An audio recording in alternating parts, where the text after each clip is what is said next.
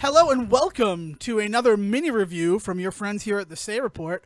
I'm your host, Devon Decker, and joining us from the first time in the luxurious state of Utah, number 2 in happiest population, after, I don't know, I'm making all this up anyway. Ladies and gentlemen, big round of applause for Mr. Sejohn Sarawik. We did rank number 48 in safest driving, so apparently we're terrible drivers out here. I say I'm pretty we, sure like I've Rhode Island actually was like 50, though, right? I didn't even look for Rhode Island. I was too busy looking at Utah. But now you got me worried. But no, Massachusetts would be last, no matter what. No, without a doubt, right?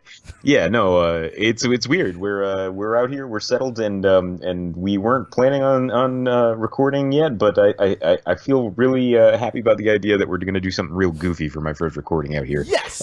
But you felt the need to throw this together, though, Devin. What's going I felt the on? need to throw this together because I am going to be next weekend, and what our next full episode is going to be about is Retro World Expo. We were hoping to be like the Say Report was hoping to have like some sort of presence there, but you know, when you move 16 hours in the other direction of the event, It's a little hard to justify getting back there just right away. Yeah, sorry about that, guys. No, yeah, but that's cool because there'll be other conventions, there'll be stuff. We're going to be out there, so you can come yell at us in person. That'll be fun. But because of that, there's a big challenge there called the Ultimate Gamer Challenge, and it's 15 retro games. And the Decker base for this week has transformed into a retro gaming haven. We have upstairs on our dining room table a Dreamcast, a PlayStation 1, a Nintendo 64, a Sega Genesis, a Super Nintendo, a original Nintendo, and a PSP because one of the Dreamcast games I just cannot find, but I have a port of it on my PSP. All right, man. So we have all these games like ready to be practiced and prepared for this challenge, but Nintendo, because they don't really bend to my schedule the way I want them to. I try, right? I have Reggie Fils-Aimé on the phone at least once a week, being like, Reggie, you got to release these games better for my schedule. Come on, Reg. Come on, Reggie. And I'm talking about like Mario games. I'm talking about like the Nindy titles, the Nintendo Indies. Well, you know, Reggie's got his fingers in those nindies. Here's a TV that looks like an apple. But you know, so Nintendo on Thursday released a game that I have been looking forward to. It's the first game that I played at PAX East that finally got released. Oh, man. And that game is The Messenger. Okay. And I was very excited for The Messenger, mostly because it looks like Ninja Gaiden. And if Ninja Gaiden somehow hooked up with Metroid or Castlevania and had a child out of wedlock, that would be The Messenger. So what this is going to be a mini review of the game The Messenger, because I spent all weekend to like the point of my mental sanity being lost briefly yesterday. Oh, God. Okay. That's the story. I can't wait to get there. Playing The Messenger so I could prepare for like a week of retro gaming. Okay, excellent. Fantastic. So The Messenger, I mean, I highly recommend it, but there's going to be some spoilers here. And you know what? I don't feel bad about that because there's spoilers in the marketing. Oh, geez. Okay. And the reason for that, yes. Well, we should just, before we get started, to get too deep into this, I just wanted to let it be known that I don't know a thing about what you're talking about. Like, so this is all brand new to me. But you did text me and say that you wanted to really bad talk about this game, and like I love that kind of enthusiasm. So I got this so far. Ninja Gaiden. It's like a Metroidvania style game. I'm very intrigued by that. Definitely gonna have to check this out. But okay, go ahead. I mean, my initial, if I had to do a one sentence review of The Messenger, I'm glad I waited for The Messenger. Because I almost bought Chasm, I almost bought Dead Cells, because they were like these Metroidvania games. But like Chasm was a $20 game that I literally knew nothing about until the day it came out. And Dead Cells is a $40 Metroidvania game that is still like pixel art. And again, I didn't really know much about it. Yeah, I've heard good things about Dead Cells, but haven't touched any of those either. Yeah, like, so I'm glad that, like, knowing that it was, like, 3 straight weeks of games that might be in my wheelhouse, I'm glad I waited for The Messenger. Excellent, cool. And it's got, like, these great sensibilities. It has a real sense of humor about itself. That's awesome. But the thing is, all of the marketing for The Messenger talks about the fact that you're going to be flipping from a 8-bit game to a 16-bit game. That's like Because the selling point that's like for them? sort of the selling point, is that Weird. like you're going to be time traveling in this game, and the way we're representing that is that in the past you're 8-bit, and in the future you're 16-bit. A fantastic hook. I Yeah. mean, as somebody that's hearing this for the first time, I am in love with that idea. That's phenomenal. Okay, so here's the thing about the messenger, and I'm going to be honest, and again, spoilers, so like avert your ears if you don't want to hear this. That doesn't happen. It does not turn into a Metroidvania until you beat the game. Oh God. So you start the game, and a demon king attacks your village, and you're given this, and a guy shows, and he's a hero from the west, and he goes, you must take this scroll to the top of Glacial Peak. You are now the messenger. And they're like, cool, okay. So you start walking east because you live on the western side of the world, and a huge flood has happened. So like the land that you inhabit is the only land that's left. Humanity is in its final extinction days. Like, it's a real cool world that they've set up. That's awesome. Okay, fantastic. So you're on the farthest west is where the village is, and you have to go all the way to the east to the Glacial Peak. And you have to take this scroll. And they're like, and once you get there, we'll tell you what you have to do. So you journey through all these levels, and it is basically bog standard Ninja Gaiden style hack slash, like precision jumping. Except along the way, you get things like, you get the ability to climb walls. You get like a wingsuit. So okay, yeah, you're building up your arsenal. Like, you can move around better, and you can like fight better, and all that fun stuff. Exactly. Is that okay? Cool. So you do all that, and eventually you're going to get to the top of Glacial Peak, and Nice. they're like, excellent, you've made it. Now hold the scroll up high. So you hold the scroll up high, and it makes a tower show up, and they're like, this is the Tower of Time. You must defeat the challenge inside to prove that you are worthy. So you're like, oh, okay, that's... So you go do That's that. news to me. So you go do that, and you get to the end, and the three guys who tell you that are like, cool, now you must face the final challenge. And they friggin' fusion, like Dragon Ball, into Nice. a giant time golem, and you need to fight them. And the best and worst part about this fight is you start right before it, there's a save point, but there's no way to gain your life back, and there's no way to go back. So you are basically locked to only 3 hits in this fight, based upon how you've been leveling up your character.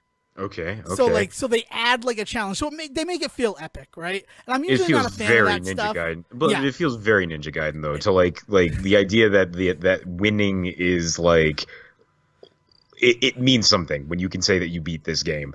Like people out there are going to be in awe of your ability to get through this game. Like I am in awe of your ability to get through any Ninja Gaiden game. Thank you, Sejohn. So you do this whole thing, right? And then when you defeat it, they're like, all right, so now you've proven your strength. Now you must take the leap. And you're like, the leap? And they're like, yes, the leap of faith. So you jump in this hole, and you kind of like portal, so that you're going faster and faster and faster until you Nice. break out, and you've gone from 8-bit to 16-bit. And they're like, Cute. yeah, you're now in the future. What up? Oh God. And you're like, cool, thank you. So you run through the cloud ruins that are like to the right of where you were. And then this demon that's been following you since the beginning drags you down to the underworld. And you find a dragon in the sky. His name is Manfred because he wants to be a butler. This is all true stuff about the messenger. Okay, so this sounds like it's very heavily influenced by a lot of the really weird, like, postmodern humor stuff that's been going on lately, like Undertale and stuff It's like very that. Undertale. I explained something about it to Jeff in the game, and he's like, "What is this game? Undertale?" And I'm like, "I don't know. I haven't really played that game." But Yeah, no, that sounds like it's very heavily influenced, at least humor-wise and like character-wise, yeah. so All right. you eventually venture through the underworld, and the dragon comes and he rides you into your village from the other side because you've gone all the way around the world. So now you are the hero from the west that was prophesized about before. And it's revealed that it's a time loop. But you're not the same hero from the west, because the hero from the west before wore all gold. You're in all blue. So like it's kind of a cool thing there. So then you give the scroll off, and they're like, all right, cool, thanks. And you're transported to the shop that you've been visiting the whole game. And you're like, so what now? And he's like, oh, now you're the shopkeeper. And I'm out. Peace. So like you're like, oh, okay, so this is something. So then the soldier guy that you handed the scroll to, he comes in and you do what the shopkeeper did. But then like you're just sitting there, like a minute passes, like the game does it, and then the old shopkeeper comes back and he's like, "Where's your messenger?" And you're like, "What? Well, what do you mean? Like I didn't visit the shop that often." And he's like, "Yeah, but we're displaced in time, so you move forward to whenever he needs you." Did you let your messenger die? Oh God. So he goes and checks, and he's like, "Yeah, your messenger's dead. You failed. You broke the time loop. This has never happened before." And he's like, "Oh." So they have a council, and they're like, "Congratulations, you're the messenger again." and then you open the message, and it's a map. And they're like, "Why didn't you open it before?" And you open it, it's a map, and now every level that you've been through is interconnected. And you have to go and you have to hunt and find things in order to trigger the final fight. Oh man, this is fucking wild. So like there's this whole reveal of like a second half of the game that just it's like a second game too. That's because nuts. The mechanics are completely different. Like you have to there's so many moments where you have to play with time in order to do it. And it's great. It's this beautiful thing. But let me tell you something that I learned. I would recommend The Messenger. Even with what I've told you, I have not ruined half of the story. You're gonna have to like the title of this thing. You're gonna have to like throw spoiler alert around like crazy. Like this is nuts. Like I understand what you're saying about the marketing giving it away. From what you've explained, it sounds like it definitely gives away a huge part of the reveal. But this actual revelation that like the game completely becomes something different, I don't think marketing could ever handle that. Right, like, and the other thing is that like all the reviewers have to do it too. They have to be like, you play through about 2 hours of this game before it becomes the game that it was marketed as. Like, just as a heads up. Like, I wonder, like, if there were those reviewers who only played, like, 30 minutes of a game, like... I mean, because and like this is no knock on reviewers. They're reviewing 100 games at a time, and this is a little independent thing on what that you played on Switch. There's going to be somebody out there that's just not going to have time for this game. They're going to do 30 minutes of it and review it, right? I think some of that happened with Fez. Do you remember that way back in the day? Yeah.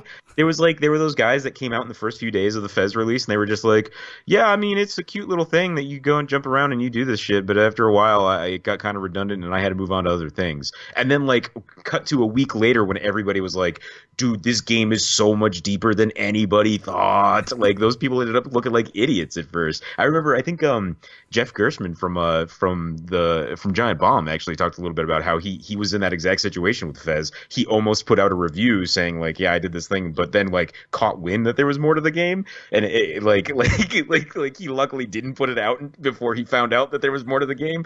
But that's nuts. Like that is so ballsy to put a game out where like the first 2 hours of the game aren't even like the game. Yeah. Like essentially it's a different game. That's nuts. And that's one of the reasons why I wanted to do this mini review of the game, because I want to make sure that like people know the game's been completed. I 100%ed it. So like I've seen everything and it continues. You think, God, for all these these like it does end with "to be continued." So like man. there could I'm pretty certain I looked at the Steam achievements that I know like of a secret cutscene, but the way to unlock it is to go through the first 5 areas without dying. Oh man. And I'm like, I could maybe do that, but I'm not going to do it right now. I have to prepare for Retro World Expo. But this is the reason why I wanted to do it. And it's something I didn't know about with my Switch until it happened in this game. And it's why my mental state started to slip. And it actually made me feel like I was really freaked out when it happened. So there's an issue with the Nintendo Switch, and maybe it's only on digital games. I mean, I'd never experienced it before. It's called memory leakage. Have you heard about memory leakage on the Nintendo Switch? Not on the Nintendo Switch. I've heard about it in like people's brains, but like, what is this nonsense? So when you're playing a game for a long time on the Switch, eventually like resources start to get eaten up, and so to the point that like the game starts to lag and there starts to be slowdown. Okay. So Saturday night, I'm playing the game, and I get to this room that I still think is the worst room in the game. Like, without a doubt, it's to get one of the, like, special collectibles, and it's a very difficult room. And one of the reasons I hate it is because, like, there's a hidden pixel that just kills you. And I think it's to prevent you from, like, taking the easy way through the level. But, like, it's friggin' annoying when you're like, this should work. Why did I just die? Does it just feel cheap? Well, the reason why it felt cheap is this was my first experience with memory leakage on my Nintendo Switch. Yeah. So what that means is that like, so it starts basically eating inputs, or like you'll hit a button and it just will not register. Oh. And this game requires, like, this puzzle specifically requires very, very precise timing because it's a lot of waiting until the next time to move forward. Okay. So I tried it literally 100 times and failed it 100 times. And I know that because the little fucking demon that saves your life when you die is like, I saved your life 260 times. And then like an hour later, he's like, I've saved your life 361 times. So I'm like, Thanks, oh dude. my God, like I don't need it. And like what's worse is like, because it's that Undertale sensibility, sometimes like his pithy little remarks will be, if someone's watching, you could blame that one on input lag. And I'm like, but it's literally input lag, right? And I've never been the kind of person to blame that for a shortcoming in a video game. It is a bad carpenter that blames his tools. Yes, exactly. Exactly. So I never There's wanted one to thing be I've like learned that. in the Salt Flats. But yeah, so that's where I was at. So I'm like, I'm gonna sleep on it. I shut off my Switch. I went back the next morning. I did it in 2 tries, and I never even like considered that issue. So it's not a matter of the Switch running out of memory if you play for a long time, like if I play a game for 60 hours, but you're talking about 60 hours in a row is when it starts to. So it seems to happen after about 3 hours. That's Okay, when I was right. noticing it like really kicking in. Also, and I'll tell you the secondary part of this is then like later in the game, you eventually are doing like this puzzle that has like a cool shooter section. I'm not going to ruin any further than, but then like it's another room that requires precision jumping in order to get up to one of these like special collectibles.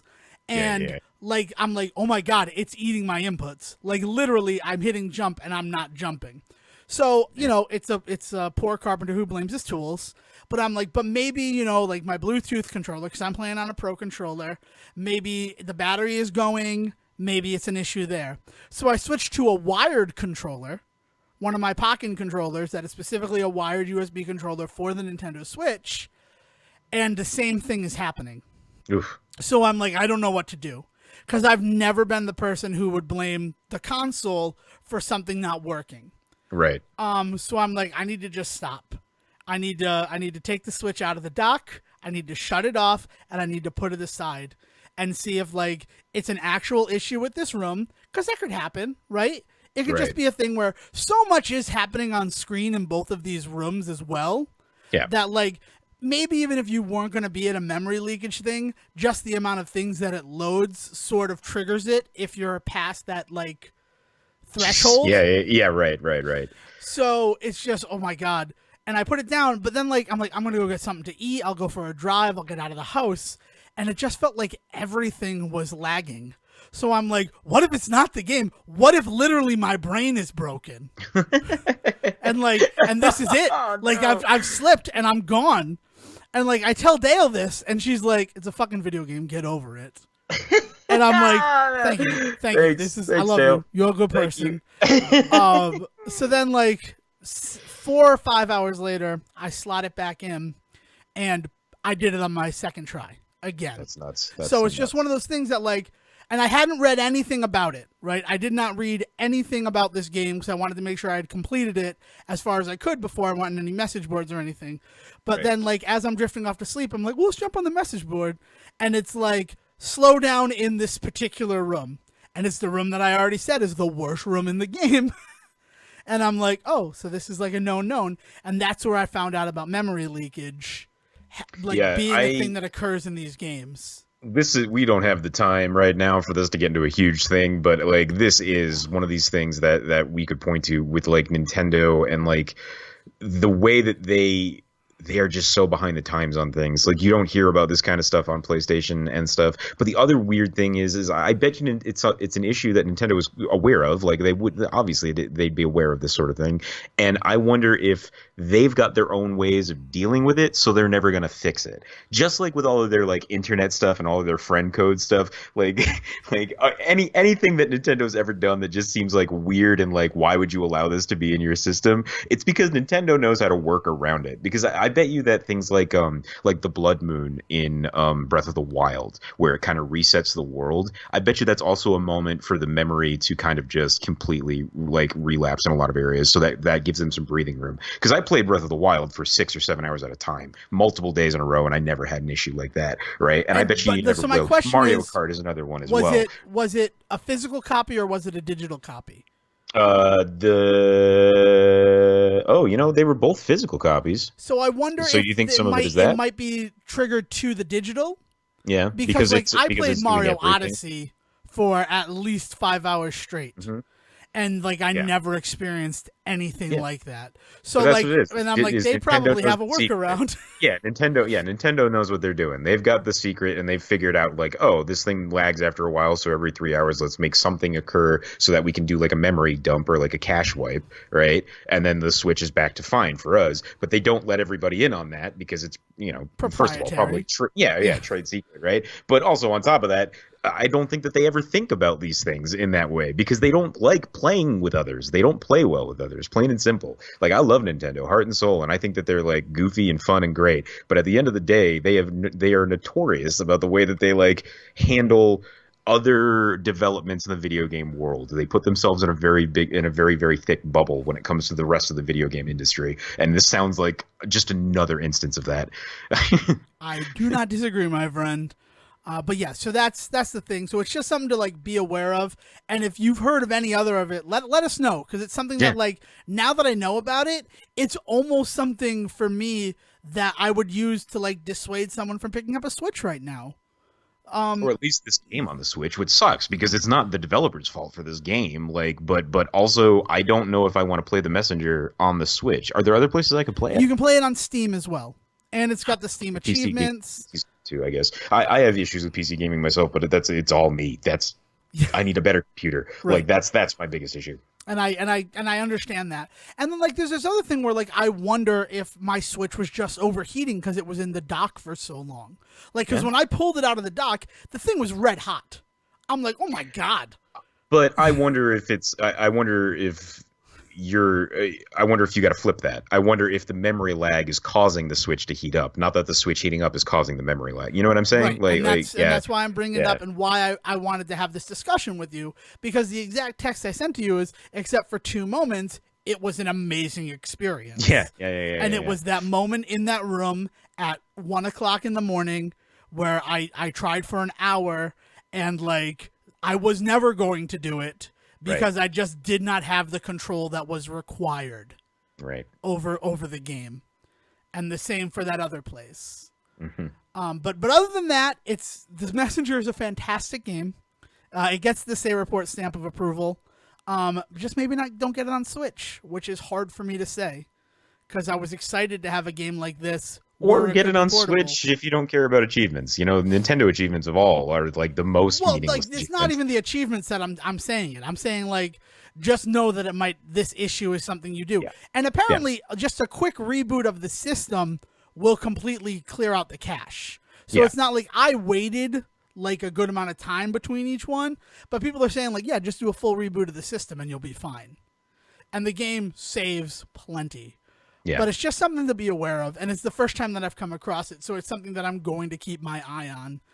Bummer on Nintendo, but that's awesome that the game was still good enough that you can still sit here and talk about how much you love it with an issue like that. Because there's plenty of games out there that if they're not good enough, then even though this isn't the developer's fault, you still kind of feel like that game is ruined. I'm glad to hear that that's not the case. Well, also, it happened during the second game, that is The Messenger, not the first game. So you have that to consider as well. So that's it. If you have anything you want to say to me about The Messenger, you can reach me on Twitter at Devon D. Decker.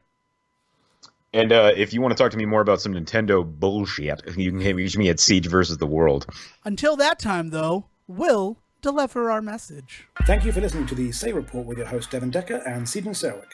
Please follow the guys on Twitter and Facebook by searching for The Say Report, and you can always subscribe on your podcast channel so this is delivered straight to you and you can enjoy it every week. With apologies to your mother, we'll see you next time.